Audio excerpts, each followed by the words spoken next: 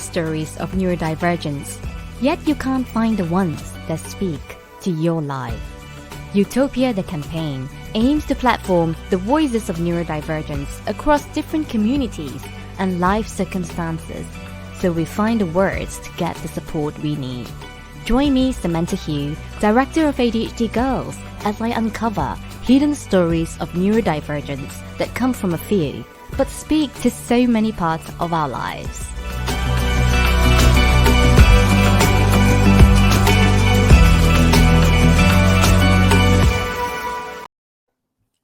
Hello, hi, how are you? I'm great, thanks. I love that intro. Thank you. Yeah. I'm so happy to have you here today, Evelyn. I know we've been trying to get a date down in the diary and then it's finally happened, so I'm truly Finally, excited. yes. Can I start by asking you to tell me about yourself and your role at, is it Ada and Chad? Ada Yeah, and Chad, yes. yeah, and then what neurodivergence you experience with, yeah. Yes, sure. Well, my name is Evelyn Polk Green. I am an adult with ADHD and also the parent of two adult sons with ADHD, and my older son also has a few other things. So, and I started this kind of ADHD advocacy journey with my oldest when he was 7 when he was diagnosed, and I really got involved in advocacy a couple of years later after getting myself grounded in it and figuring out what was going on and all that.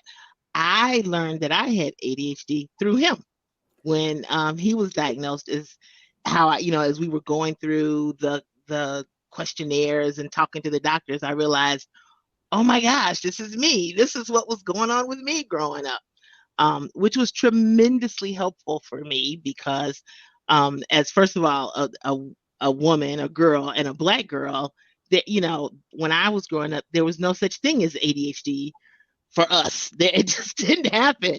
And so, all the crazy things that happened while I was growing up, all the stories I made up inside of my head to make it okay with what was happening to me, it all finally like settled in. It was like, oh, there's a reason for all of this. There's a reason why I felt this way. I was very fortunate in that my ADHD did not stop me academically, and I learned coping skills very early on. Like I can remember in first and second grade in elementary school being the teacher's pet, because if I did that, when I got done with my work, I got to be a helper.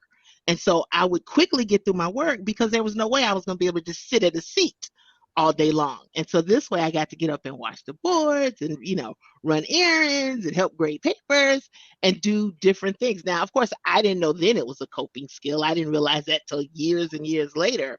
But I consider myself very fortunate. And again, I pretty much thrived until I hit college.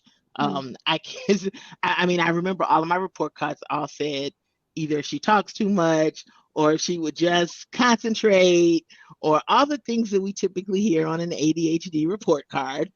But I had no idea that's what it was. Um, I kept myself busy with lots of extracurricular activities, especially in high school. I was like the editor of the school paper and I was an RTC and did all kinds of things, not knowing that that was, again, a coping skill. And kind of when I hit college, I hit a brick wall, not having any idea what it was.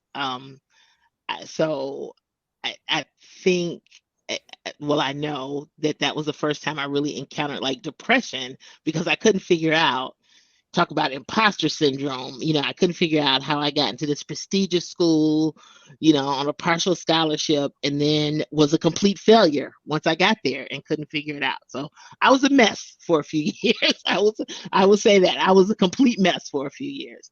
Wow. I think if we had known more about mental health back then, like we do now, and talked about it, I'm sure my friends would have been a lot more alarmed about me, being in my dark apartment for weeks at a time without coming out and being a mess. So whatever. But I got through it. And here I am. Here I am. So Wow. Well, such a colorful story, and really, truly actually relate to a lot of it, especially, in school. I don't know, like there's something different about school and then going off to college, right? Because like when you go to college, you're kind of like just kind of on your own. But then when you're in school, there's always this accountability, when's the homework due to be in, and there's like exams. Exactly, And it's so exactly. fast paced. Yeah. So when you go to college, it's like, who knows anything about mental health? Who knows? We can't even talk Right, about. right. And I lost all that scaffolding because my mother was a teacher, and so there was no way I was coming home with anything ever less than like an A or a B at and so I had that structure, and when you get to college, that's all gone, and I had no clue how to figure it out, and I was lucky I had never really had to study. I did other than science and math a little bit, but not everything else, just came very naturally. And Wow. so, yeah, so I was very lucky until until I Yeah. wasn't anymore. I get it. Yeah, but it sounds Yeah, like you are really intelligent, and things that came with learning kind of came quite easily to yeah, you. And yeah, I wanted to touch on something that is within the bio that you sent me, and that is that you said that you've been focused on the challenges of ADHD in minority, poor, and other underserved populations throughout your advocacy journey. Like, I'm yeah. really curious about what made you, focus on this That to begin with. Well, you know what? It actually started when I started my advocacy journey. The way I kind of got started, and Chad was the first organization you asked me that, so I'll kind of explain my role with both of those now. But Chad, with his children and adults with attention deficit disorders, attention deficit hyperactivity disorder, I got started because my son's doctor was very interested and active around ADHD issues.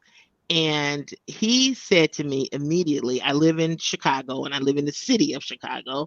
And he said to me immediately, I've been looking for you. I've been looking for a parent like you who will start. We need a CHAD chapter in Chicago. There are lots of them in the suburbs. We need one in the city for parents who live in the city.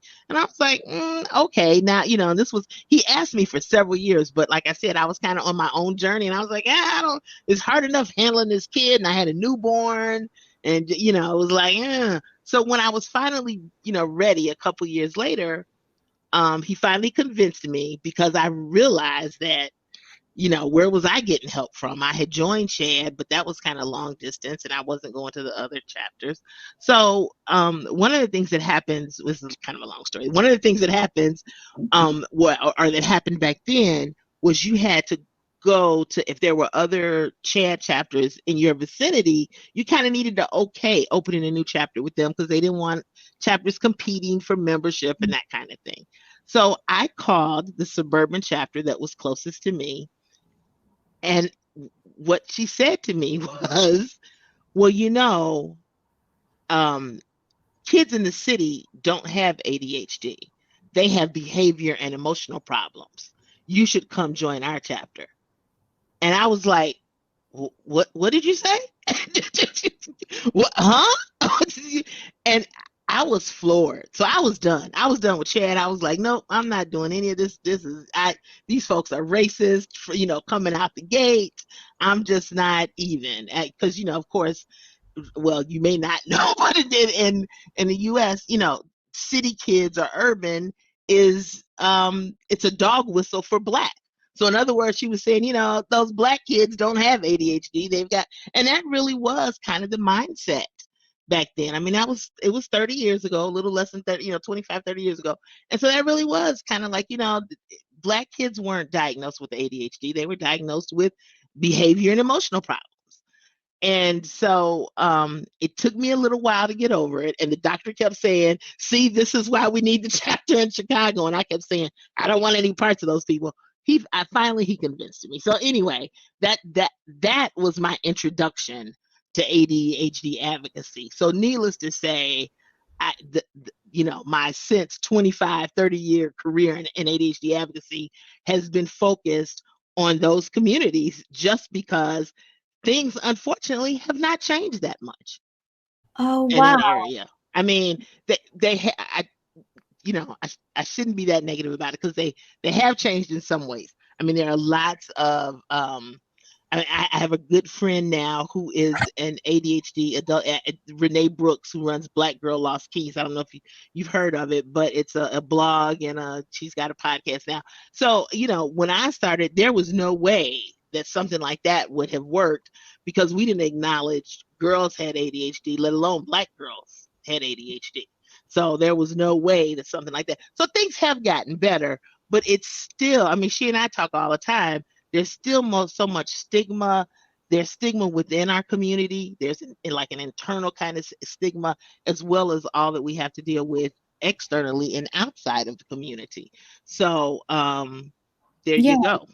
Can I ask you, what are the specific challenges that you have observed from, like, say, people from socially disadvantaged background, who are minorities still and have ADHD? Because I know, like, what you said about, kids don't get diagnosed with ADHD, but behavioral issues, that's probably to do with how people see other people, especially when we're Yes. different, right? And so what are those challenges that you have seen from your work? Well, I mean, certainly the challenges are issues like of implicit bias when, you know, a, a, a black kid has a behavior, a white kid has the same behavior, and the teacher attributes them differently. It's negative the way they're attributed.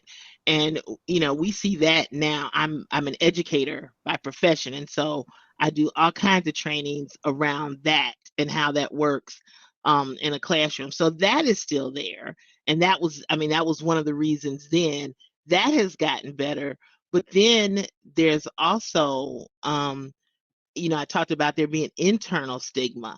And so one of the things that happens is, families of color don't always want their children to be they don't want them to be labeled. It's not that they don't want them diagnosed. They don't want them to be labeled because they've seen what happens to other kids when they're labeled.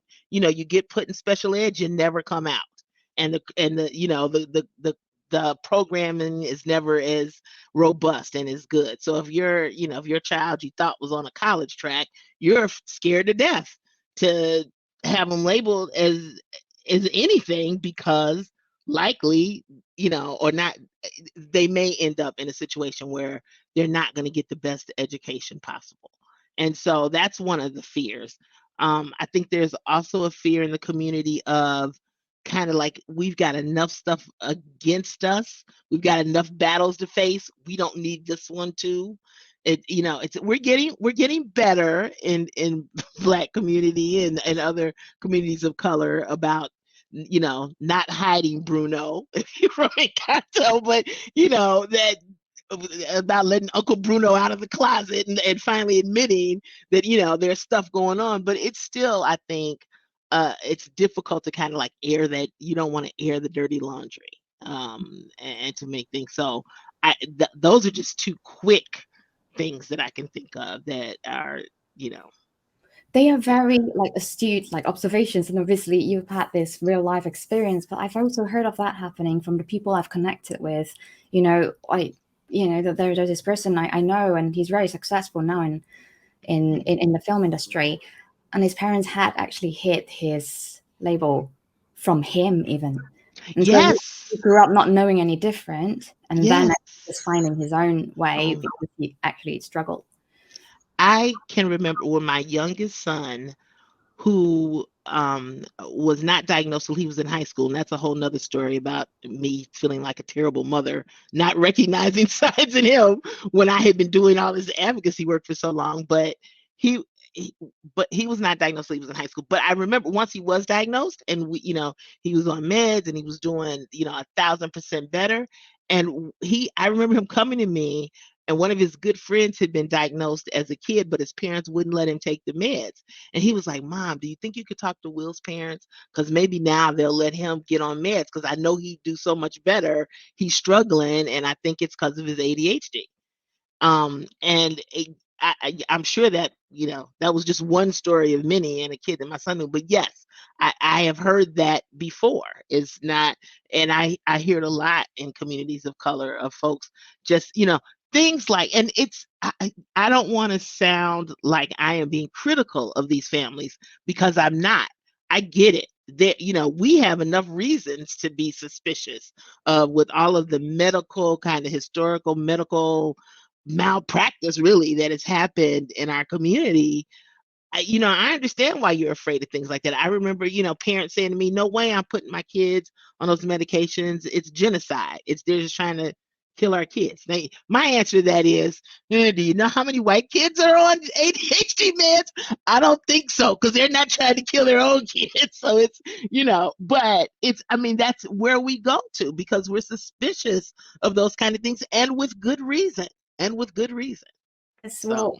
well, Evelyn, that's really kind of like very brave, things to say as well. And I suppose it's part of your advocacy journey, where you've had to help people, in those situations. I'm really interested because through my journey of speaking to psychiatrists, who specialize in the field of ADHD and neurodevelopmental conditions, have said that it manifests differently in communities of color.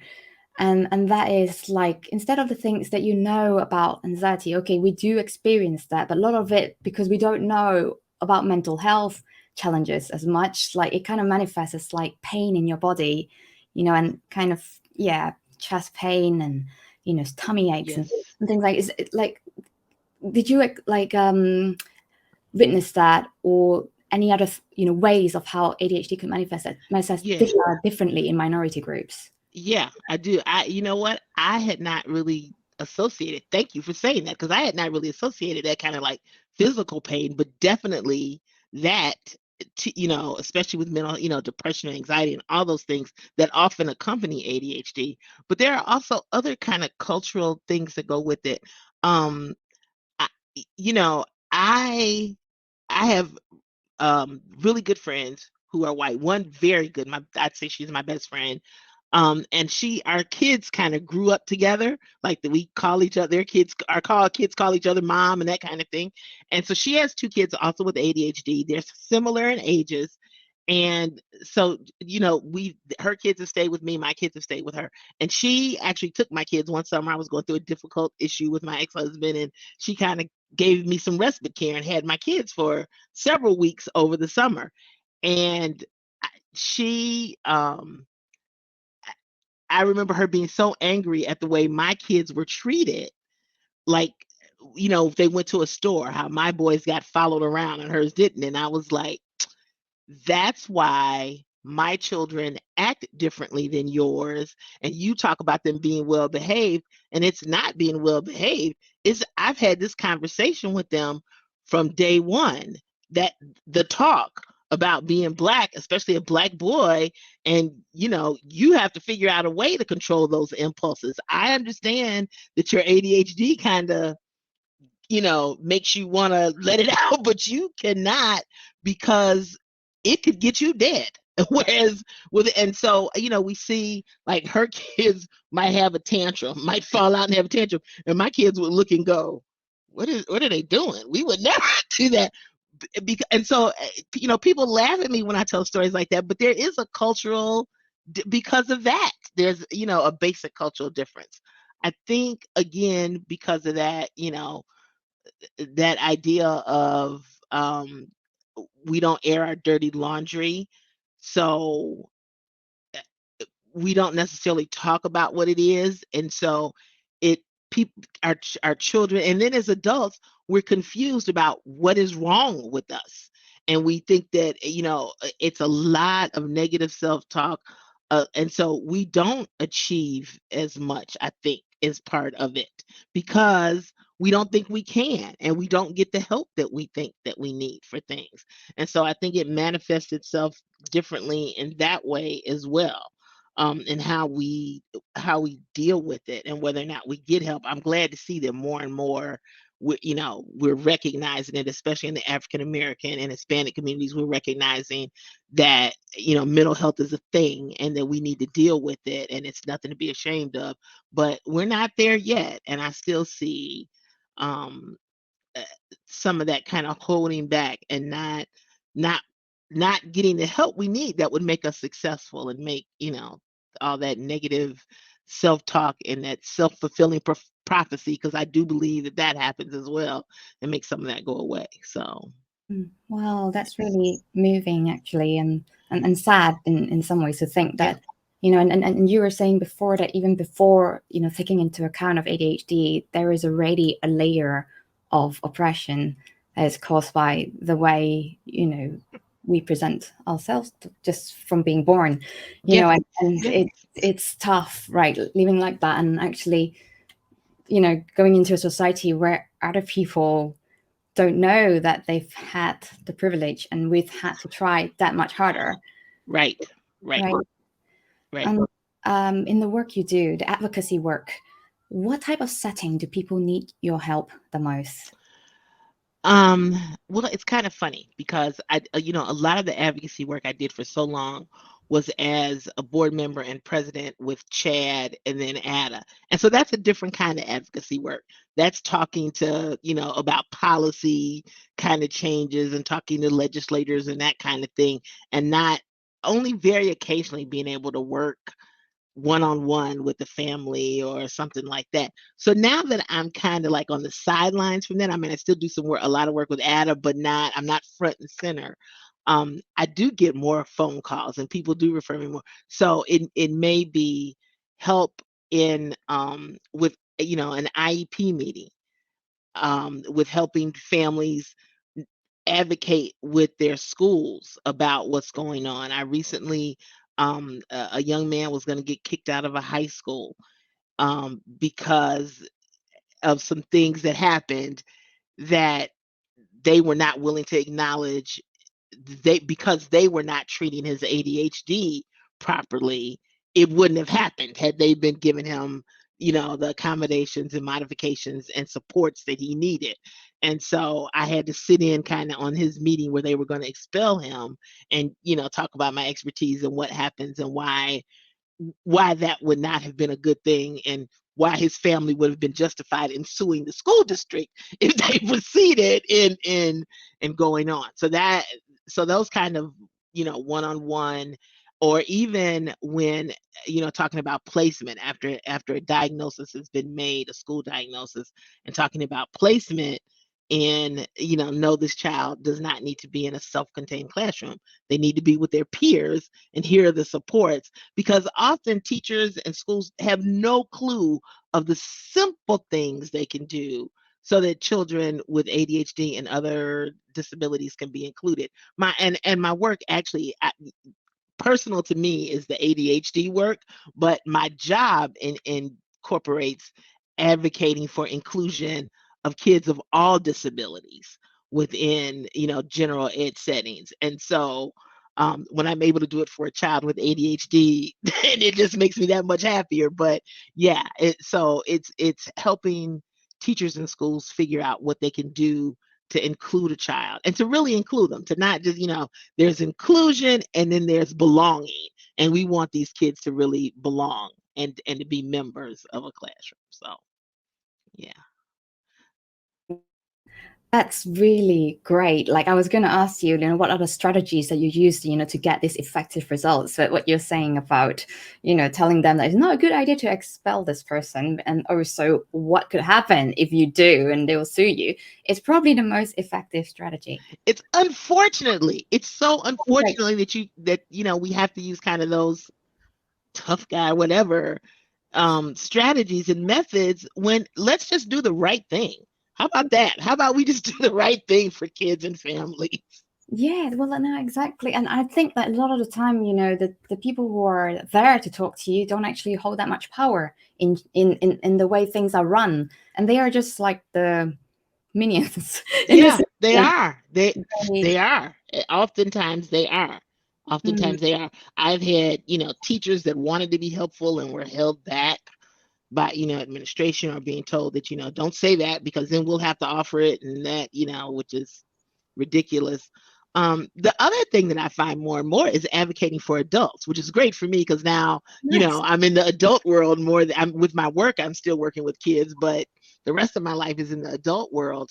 And so there are so many adults now who are being diagnosed, who are recognizing something's going on. And so advocating, helping them to find First of all, and this is, I will say this to my dying day, it is so important to be able to find practitioners and clinicians who understand ADHD.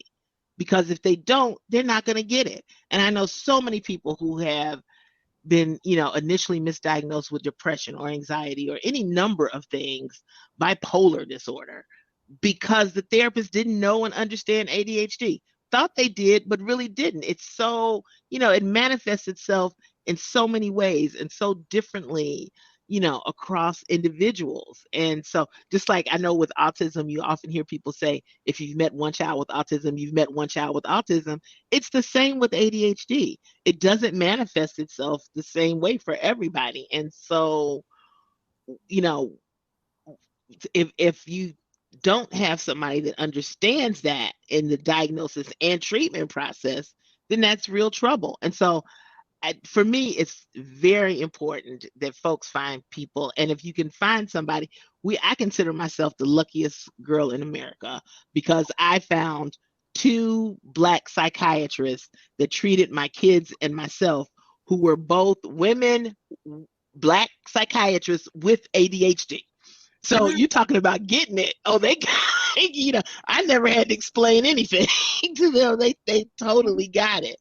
And so, when I can refer people to clinicians who I know understand or help them negotiate that, the whole kind of getting a diagnosis, um, and what kind of things should be happening during that process. That's the other way that I find myself doing advocacy more now.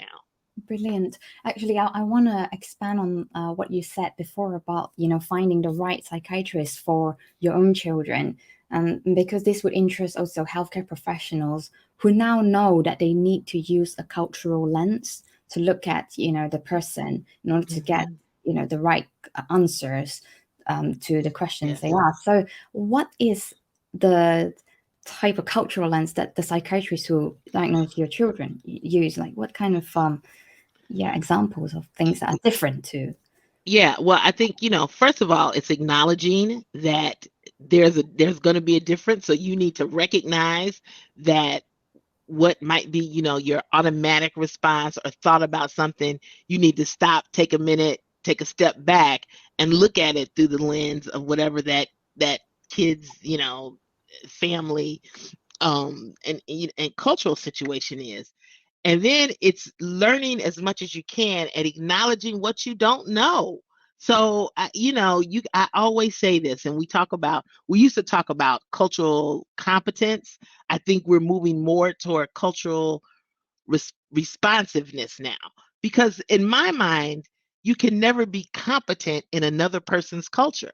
Because if you don't walk in their shoes, then you will never, you can't gain that level of competence. But you can be responsive to it and you can understand and you can go and ask questions.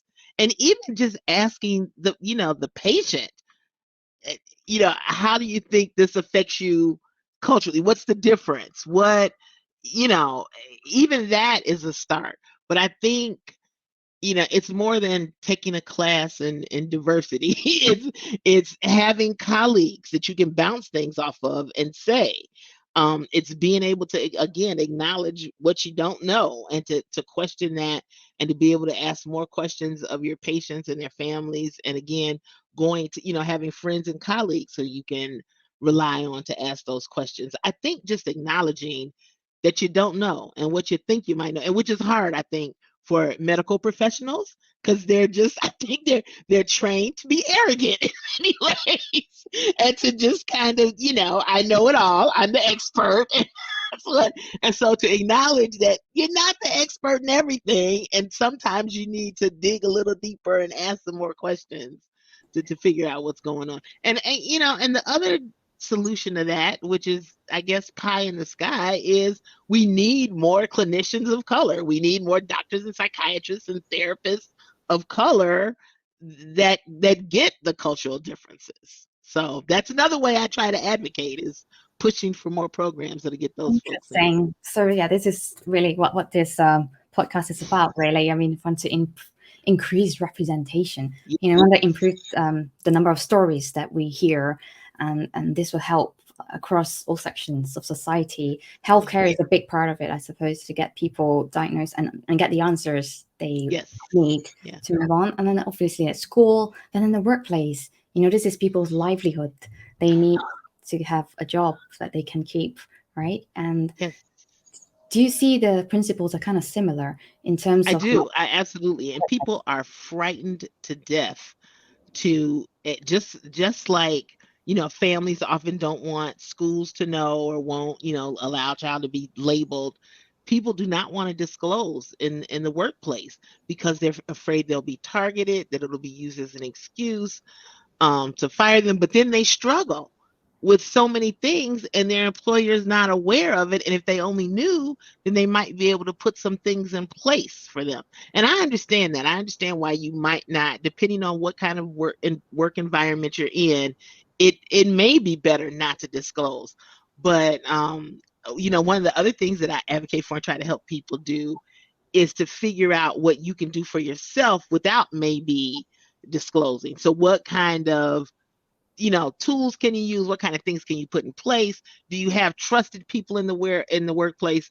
I for many years in a different position I was in. I worked for within Chicago Public Schools for over 30 years, but I've had various positions from being in a classroom to management positions and those. And so in one thing I had one class, and this is when I actually started like got officially diagnosed and started using meds, is I got a promotion. I don't, now that I think about it, it wasn't much of a promotion. I mean, I got more money, but I hated the job because I went from working with people, which I'm great with, to working with paper, which not so much. Yeah, not so much. A lot of reports. And so, and that's actually when I started meds and got officially diagnosed because I was like, oh my God, I really am my kids having here. And one of the things that I did, I mean, I never denied it. It was kind of hard to because I was in this advocacy role and everybody knew that I was like, president of Chad, president of ADA, and in this role. So everybody knew, but I didn't like officially disclose to my employer. The people around me knew. And I would rely on them. I mean, and they knew, and I would say, all right, I'm gonna need your help with this. You need to come remind me or whatever it was. And they were great. I had the best coworkers. And so doing stuff, things like that, strategies to get those folks who you trust around you to help, as well as putting in whatever tools, whether it's, calendars or reminders or what, a certain kind of planner, whatever tools you need. To help you be successful. And so just acknowledging, I think for us sometimes just acknowledging that yeah, you don't do everything the right way. You've got some challenges. I shouldn't say the right way, but you've got some challenges. So what strategies can we put in place to mitigate them as much as possible? Right. No, that's really interesting. I mean, you've obviously got a lot of experience in advocacy and you've helped people, I suppose, even those who don't want to say that they have ADHD at the workplace. And then, Yeah. like, this is probably the area where people need help the most, considering we know that it's not always possible to get a diagnosis. Yeah. And that's so interesting because as an advocate, you've been able to kind of step in and help people directly. But say if we turn it around and there's someone in the workplace who maybe want to support these individuals, who might look like they're having a breakdown, but we don't know whether they have ADHD. What can we do, as allies? Yeah. Well, one of the things, it's great that more and more HR departments, the human resources departments, the talent department, as we call it, where I work, are recognizing the challenges that adults have in the workplace with kind of, ADHD, dyslexia, other kind of, disorders or even mental health issues, and are putting things in place. They have like, the employee assistance programs. And so one of the things that I know is happening is that those folks are having experts come in and talk to their human resources folks or to their managers about working with adults that have ADHD or other disorders that may impact in the workplace. And so are talking to them about what kind of things they can do and things you put in place. So anytime I can do that, I've been asked just a couple of times to go in and lunch talks. Ada has a whole thing, a whole workplace thing that we will go into a company and talk to them about workplace issues and do some training with them to do. I know Renee, my friend I was talking about, has gone into organizations. So that's kind of like the official way you can do it. But there are also things that they can put in place. So I would advocate for just, first of all, talking to the person and asking them to be honest about where their challenges are. Like, where can they use the help? Where do they know they need help? And and sometimes we don't even realize it. I actually had an employee. This was funny. I had somebody on my staff who had ADHD, and it was the first time that I worked with someone with ADHD. And I had to step back and say, whoa, Evelyn, you know how challenging these things are. You need to put things in place for her and not get frustrated. Because initially I was getting frustrated and I was like, why are you doing this? You know why? You don't want people getting frustrated with you. And so putting like simple things like, okay, you know what? The rest of us start at 8. You start at 9 because you are time blind and are never going to get here at 8 o'clock no matter what. So we're just going to make your start time 9. How's that?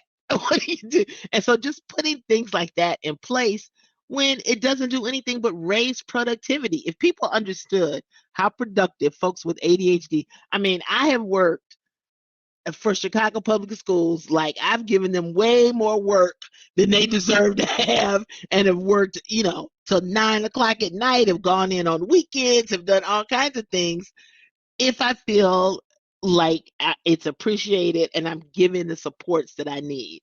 So, folks with ADHD, once we hyper focus, can be so productive if we just have the tools and supports and strategies that we need and aren't feeling frustrated. So, helping them to understand that, I think, is helpful as well. That's really interesting.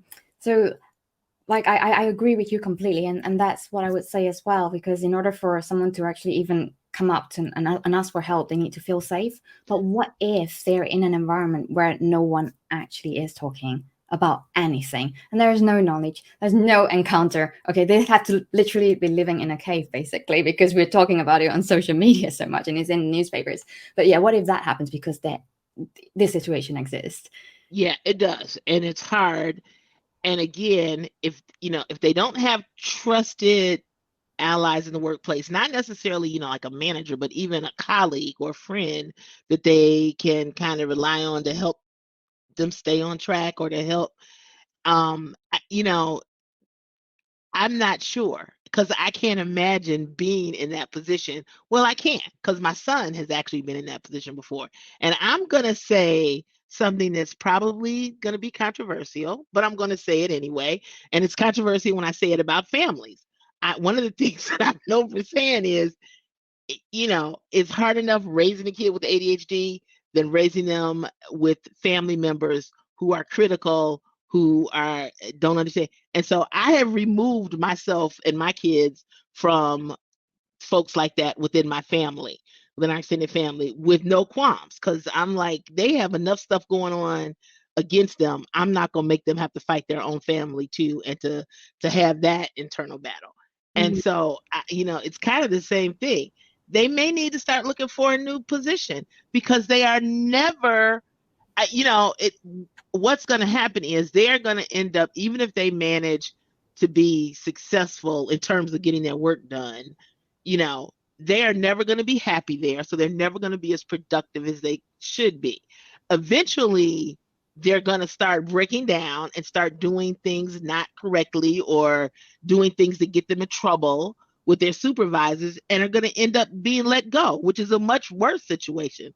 So think about, what? It's finding your passion. I have always advocated to my kids to do that, which now think I'm regretting it because they're both also in education. And I'm like, really, guys? I wanted you to make some money in your life. You're not going to do that in education. Both of them are.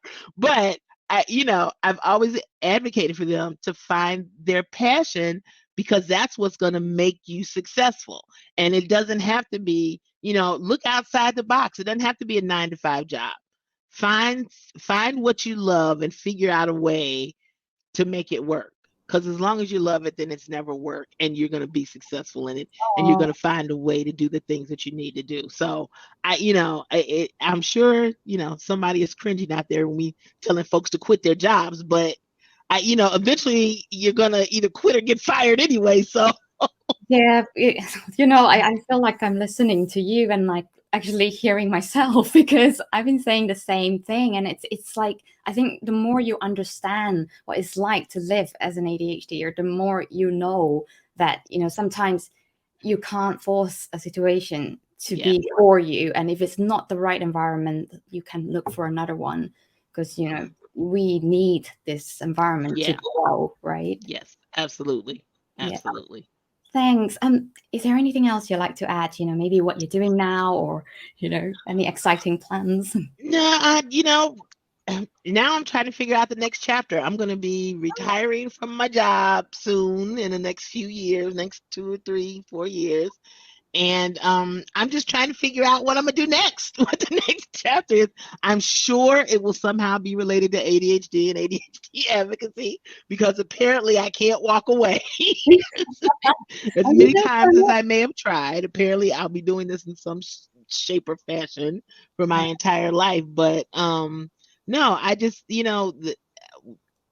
what I always say, I try to like always in everything with what I said before, find your passion, live it, um, say yes as much as you can, but, understand that life can be challenging and have a sense of humor. Jeez, you have to live with a sense of humor with ADHD. If there's anything that I live with people is, because stuff is going to happen and you need to be able to laugh at it, Mm. even if it doesn't seem funny at the time. Later it will. So, Gosh, wow! That's great. We need that in our lives for sure. But I totally see you on the stage. I'm sure you're already doing it. But maybe that's your next chapter where you're going to go all in that. Who knows, right? But that's cool. Really, really glad to have you today. You've been a powerhouse of inspiration, and oh, well, thank you. amazing stories. And there's always a story within a story, as we know. Always, always, always. I think stories are it. It's the way, I think it's the way we change the world is with stories. I'm always encouraging people to share your story. Exactly. Thank you so Yeah. much. All right. Thank you. Thanks for having me. What did you think of this episode? If it resonates with you, do share it so we can empower other neurodivergents too. We want to open up conversations for neurodivergents across all communities, especially the ones who are underrepresented, so they can get diagnosed and find the support they need in life and work. I'm Samantha Hugh, Director of ADHD Girls, and you can invite me to speak at your organization or subscribe to my upcoming bite-sized video courses on ADHD and neurodiversity via a new learning platform called Utopia. You can find a link via my link tree within my bio on Instagram and LinkedIn. Special thanks to Kiwi Tech for being such a wonderful collaborator throughout phase 1 of this campaign.